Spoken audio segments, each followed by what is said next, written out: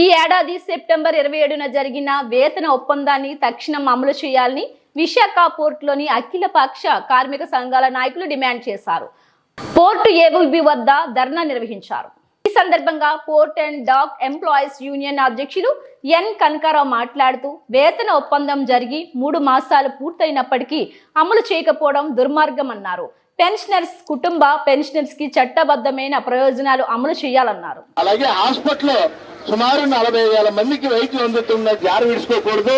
ఒకవేళ అటువంటి పరిస్థితి ఏదైనా వస్తే ఈ వేళ 40 వాళ్ళ ప్రాణాల కోసమైనా మనం ఐకమత్యంగా ఆ ఉద్యమం చేసి మనం ఖచ్చితంగా హాస్పిటల్ని నిలబెట్టుకోవాలి. అలాగే మన వేజ్ గంజుల్ని ఖచ్చితంగా మనం సాధించుకునే వరకు మనం నిద్రపోకుండా మనం దీని మీద దీక్షగా ఉద్యమం చేయడం తప్ప మనకు ఏ పని లేకుండా ఇక్కడికి మనం నిలబడలేదు. ఈ రోజు ఈ ధర్నా వర్తిల్లాలి, కార్మికుల ఐక్యత, వేతన ఒప్పందం వెంటనే అమలు చేయాలి.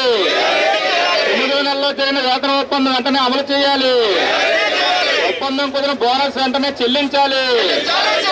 ఒప్పందం కుదిరిన బోనస్ వెంటనే చెల్లించాలి.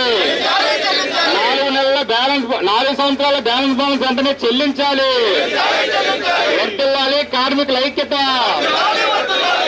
హాస్పిటల్ ప్రైవేట్ పరం చేయొద్దు. ప్రైవేట్ పరం చేసే టెండర్లు రద్దు చేయాలి.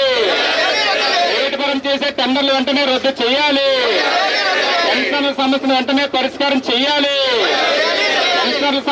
ఇండిఫినెట్ స్ట్రైక్ లోకి మీ అంతా అని మీ ద్వారా అందరికీ తెలియజేస్తున్నాం. 2024లో అయింది.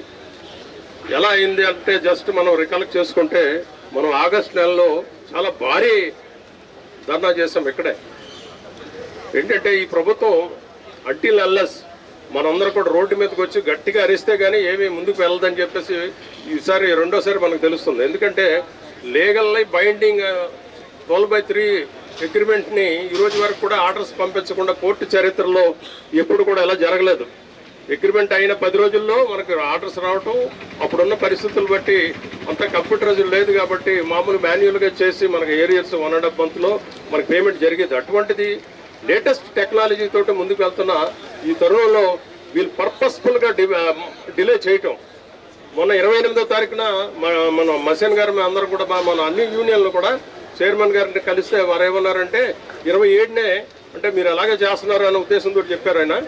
27నే మేము